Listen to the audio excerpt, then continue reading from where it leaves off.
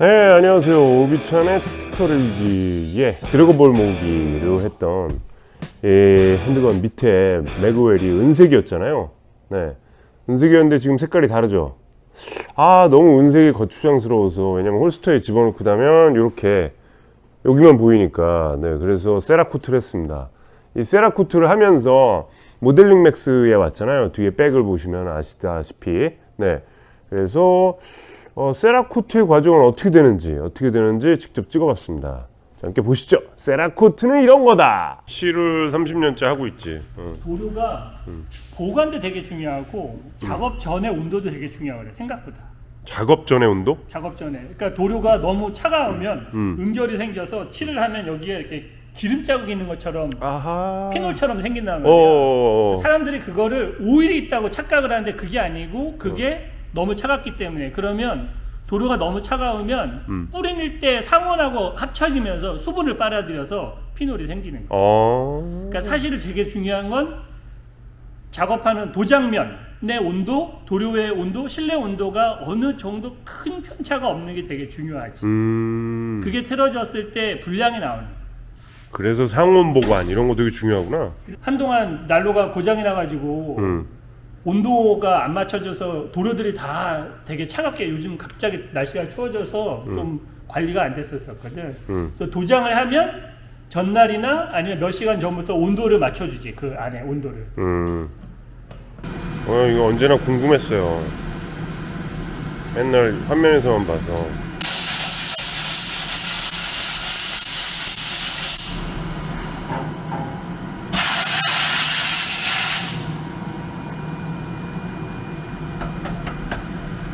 그럼 다 벗겨진 거야?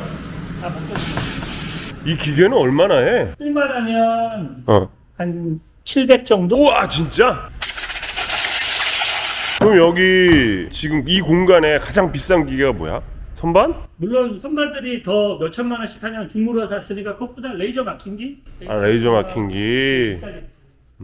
레이저 조각기는 아크릴이나 나무, 플라스틱 같은 거에 조각을 하거나 자를 때 쓰고 많이 여기 웬일로 이렇게 좀 얘는 많이- 한 2천 정도 하니까 그래도 그래? 여기 좀 국가 억대짜리 장비는 없으니까.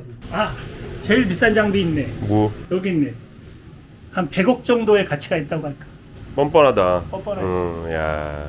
그럼 이제 그 세라코트를 하기 전에 두 가지 작업이 끝난 거잖아. 세척과 샌드블라스트. 세척과 샌딩을 왜 하냐 하면 깨끗하다고 해서 오일만 문제가 아니고 모든 금속, 존재하는 모든 금속은 샌딩을 하자마자 바로 산화가 시작이 돼요. 그래? 스테인리스를 제외하고 알루미늄도 눈에 보이지 않지만 산화를 시작하거든. 눈에 보이지 않는 색깔로.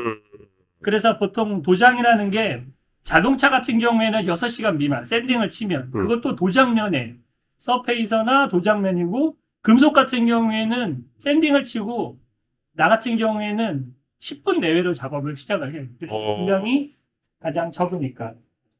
got it. 그리고 살짝 데펴놓은 세라코트 도료. 오늘 사용할 걸 맥플 오디그린. 그것도 잘 섞어줘야 되는구나, 당연히. 잘 섞어줘야 되는데 요령 없는 사람들이 일방적으로 섞어. 근데 사실 잘 섞이는 건 불규칙한 게 제일 중요한 거거든. 그리고 쳐주는 거.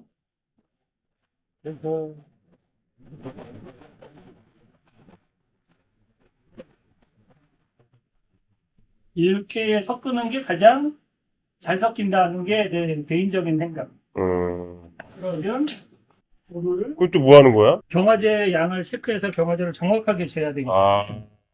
저 조그만 거 도색하는데도 이 모든 과정이 들어가야 되는구나. 경화제는 주사기로. 아하, 정확하게. 유광일 때는 18대 1, 무광은? 무광일 때는 그 절반. 야, 방울방울 떨어지겠는데? 나는 도료를 낭비하지 않고 좀 쓰는 편이라, 그치, 저거 다 돈인데. 그 내가 쓰는 장비가 일반적으로 세라코트 작업을 하는 분들에 비해서 좀 작은 장비를 써. 보통 ES6가 아니고 LPH50, 60 이런 장비를 쓰는데, 그게 이와다에서 나오는 LPH50 이거를 쓰라고 매뉴얼이 되어 있거든. 근데 얘도 너무 커. 에어소프트건에 칠하기엔. 어, 그래서 나는 이 큰 장비를 사용을 하지 않아. 그러면? 나는 에어브러쉬, 그 중에서도 리치펜에서 나오는 ES6라고 하는 0.4mm짜리 얘를 쓰고. 야, 나 팔로워 중에 프라모델 하는 사람 별로 없을 텐데 다 오토바이쟁이 아니면 총쟁인데 이해할까? 이와다는 알겠지. 이와다. 이와다? 저 일본 에어브러쉬인 거지? 일본의 스프레이건이고 일명 후끼. 토끼 메이커 중에 일본의 가장 유명한. 그냥 유럽이나 독일, 이탈리아 이런 데서 뭐 데빌부터 해서 여러 가지가 있는데 후기 듣고 웃으면서 40대다. 50대나. 기본적으로 내가 되게 칠쟁이로 하는 되게 오래돼서 약간 좀 아저씨 스타일의 장비를 쓰는 편이고 지금 인피니티부터 굉장히 좋은 장비들이 많은데 나는 여전히 리치펜이나 올림퍼스를 선호를 하지. 그래서 보통 사람들하고 좀 다르게 필터를 여러 개를 거쳐. 1차로 오일 필터, 아, 에어 필터, 어. 그 다음에 수분 필터, 그 다음에 더 작은 수분 필터. 아, 그래서 에어를 건조하고 깨끗하게 만드는구나. 그래서 여기서 밑에 보면 어. 물이 살짝 나온단 말이야. 음. 내가 며칠 전에 물을 빼서 음. 여기서 물이 좀 나오고 어. 그런데 이쯤 가면 물이 없어. 아, 그냥 펌프에 연결해서 바로 때리는 게 그러면 아니야? 안 되지. 그럼 큰일 나지. 첫 어. 번째로 오일을 걸러줘야 되고 수분을 걸러줘야 돼. 그래야지 물하고 같이 에어가 나가지 않으니까. 와. 그리고 에어브러쉬 컴프레서를 쓰는 이거는 모형하는 사람들도 잘 모르는데 되게 중요한 게 컴프레서와 필터의 거리가 있어야 돼. 보통 컴프레서에 필터가 달려있는 경우가 있거든. 컴프레서에서 열이 어떻게 발생하는지를 생각을 해보면 그게 너무 말이 안 되는 거야. 열 많이 발생하지. 자, 피스톤이 오토바이를 아니까 행정을 하면서 압축을 해서 공기가 나오는데 그러면 공기는 뜨거워져 있어. 무조건 열이야. 근데 그게 수분이 언제 발생을 해? 그 뜨거운 열이 식으면서. 식으면서 응결되면 물이 나오는데 자, 물을 걸러주는 필터와 뜨거운 컴프레서가 붙어있으면 어떻게 돼? 비효율적이지. 이미 필터에서 나올 때 식지 않았기 때문에 뜨거운 상태로 관을 타고 나오면서 관에서 식어. 그래서 어. 물이 생기는 거야. 까리 그러니까 까리. 뜨거운 공기가 필터까지 올 때 충분히 식혀서 다 식은 상태에서 걸러질 수 있게 해주는 게 되게 중요하지. 그러니까 에어에 수분이 있으면 도장면이 깔끔하지 않다. 이거잖아. 이렇게 말을 해야 돼. 에어에 수분이 있는 상태로 도장을 하는 건 그냥 안 되는 거야. 그치. 오토바이에 물 넣고 달리는 것 같은 거야. 그지. 고장 나라고 하는 거지.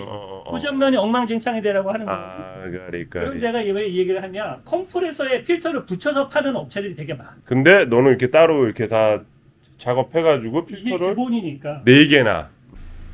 이제 도장을 합니다. 네. 한판기를 켜고 도장을 하는 거예요. 항상 칠하기 불편한 부분을 먼저 합니다.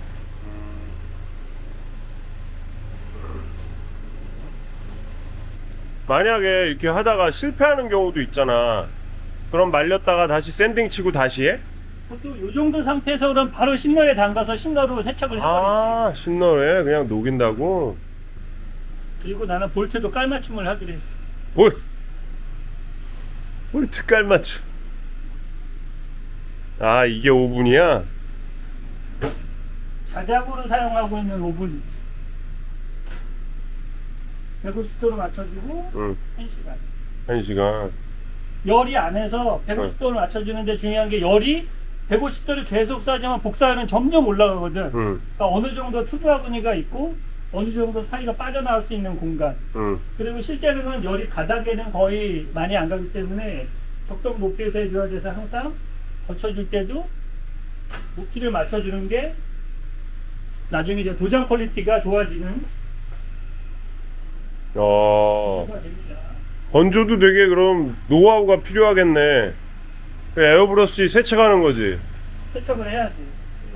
세라코트 도료는 세라믹 도료이기 때문에 입자가 있어서 바로바로 세척을 안 해주면 장비가 손상을 받거든. 그럼 에어브러쉬도 수명이 있어? 에어브러쉬 수명 글쎄 탈 것들도 장비를 관리를 잘하면 오래 쓸 수 있는 것처럼 내가 사용하는 스프레이거나 에어브러쉬는 대부분 한 20년 정도?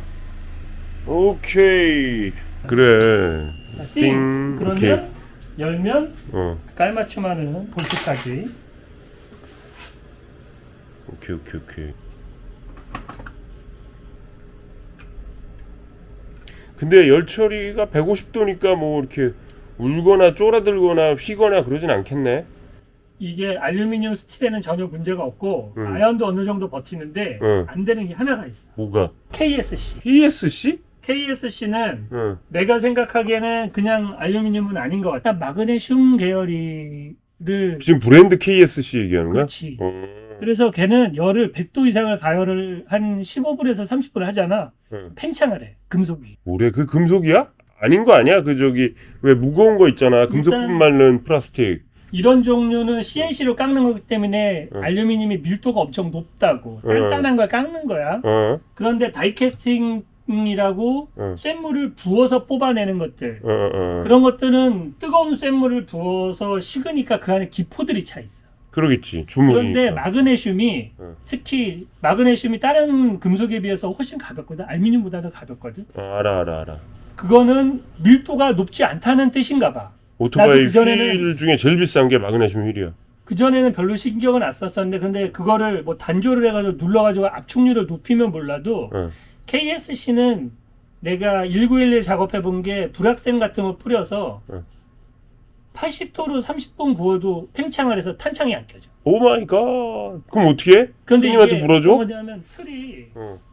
틀이라는 게 있고 틀 속에 쇳물을 부으니까 팽창을 하면 당연히 틀의 바깥면은 단단해질 거라고 밀착이 되니까 응. 안쪽으로. 그런데 KSC를 가열을 하면 응. 바깥쪽으로는 팽창을 하지 않는데 안쪽으로 팽창을 대부분 하거든. 아, 그거는 밀도 차이라고밖에는 그 판단이 안 쓰는 거진 않아요. 그러면 이제 그거 안쪽 다 사포질해서 탄창 들어가게 다시 가공을 해줘. 오 마이 갓. 탄창 정도는 괜찮은데 응. 만약에 그게 가스 유닛이나 블록 쪽이 그렇다 그러면 그건 공사가 크지. 그래서 KSC 같은 경우에는 도장을 하지 않는 걸 권해. 오케이. 근데 요즘에 KSC가 별로 인기가 없어서 별로 안 보이더라고. 한때는 그래도 KSC 1911이 꽤 괜찮은 제품으로 취급을 받아서 좀 하다가 지금은 뭐 그 외에 제품들이 워낙 잘 나오니까.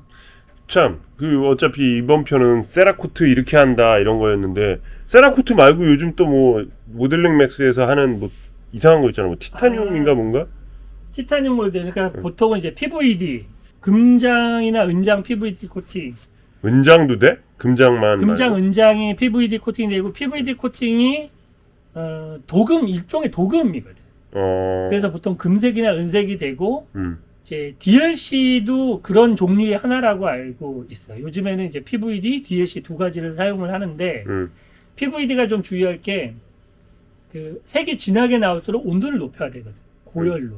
한 500도 정도 올라간다고 하는데 500도라는 공간에서 PVD 코팅을 하려면 통이 작고 그 통 안에서도 회전율이라는 게 있는데 그 열을 대면서 열을 가하면서 회전을 한다고? 속에서 회전을 해야 돼. 오 마이 갓, 그런데 비싸겠다.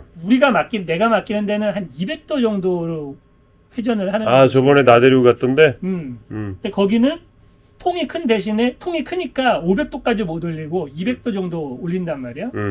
그런데 한 500도 정도 올려야 진해지는데 200도만 돌리는 이유가 덩치가 큰 거는 그 안을 500도로 올릴 수가 없으니까. 그러겠지. 대신에 장비가 커서 장점이 뭐냐면 안에 부속이 들어가 있으면 큰 원통이 이렇게 회전을 하는데 200도 정도 되는 걸 회전하면서 얘도 회전을 시켜. 그래서 골고루 코팅이 거의 그러면 없이 된다. 재질엔 상관없어. 저런 거의 재질은 알루미늄 슬라이드도. 금속이면 다. 아, 오케이. 그런데 500도짜리는 통이 작아. 근데 500도면 알루미늄 막 이런 거는 열 팽창 안 해? 안 해봐서 나는 모르겠고 보통 이제 스틸을 하지. 스틸을. 최근에 이제 그 옵션 슬라이드나 응. GBLS 가지고 하는 그런 경우들이 좀 있더라고. 근데 분량이 높아. 불량률이 높다고? 왜냐하면 아까 얘기한 것처럼 200도 올라가는 건 통이 커서 응. 그 안에서 그 얘네들 물건이 있으면 걸려있는 상태로 통이 돌아가는데 통도 돌고 통이 물건도 크니까 돈다며. 통이 돌면서도 물건도 같이 돌아줘. 어. 그런데 500도짜리는 통이 작대. 어. 작아야 500도까지 올릴 수 있고 그 안에는 개별적으로 돌릴 수 있는 장치가 안 달려있는 게 대부분이라고 하더라고. 오케이. 안 그러면 한 개만 집어넣든가. 그런데 총 부품이라는 게 여러 개잖아.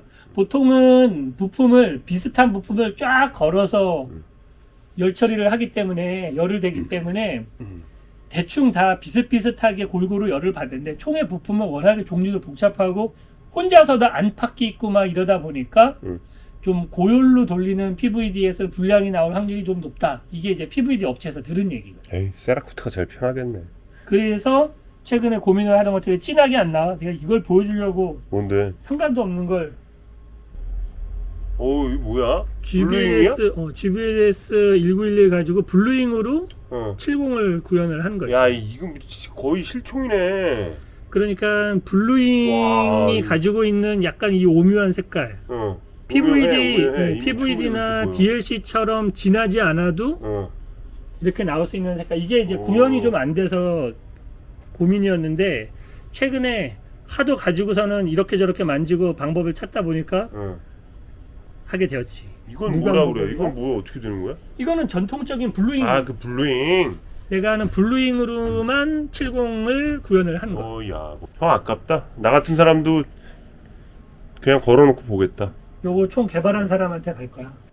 개발한 사람? 우리가 아는 이모 누구? 아, 개발한 사람. 요즘 바빠서 코빼기도 안 보이는. 하여튼 바쁘셔. 엄청 바쁘셔. 뭐 하여튼 남 뒷담화는 나중에 우리끼리 까고. 뒷담화라니 왜 뒷담화야? 이거 괜히 묻어가가지고. 앞담화구나. 앞담화. 하여튼 세라코트 하나 수고하셨어요. 자, 네. 말도 안 되는 오디 그린, 네. 올리브 그린. 올리브 그린. 세상에 있지도 않은 거 해가지고 조색하게 만들고. 네. 요거는 오디 그린, 맥풀 오디 그린. 맥풀 오디 그린 이쁘다. 이 색깔도 괜찮아. 다음에 슬라이드 저 색깔로 해야겠다. 내가 맥풀 오디 그린 슬라이드 얘기했어. 아, 그랬나? 그런데 올리브 그린 링크를 걸어줬잖아. 오케이. 수고하셨어요. 네. 이상 오비찬 택티컬 일기였습니다.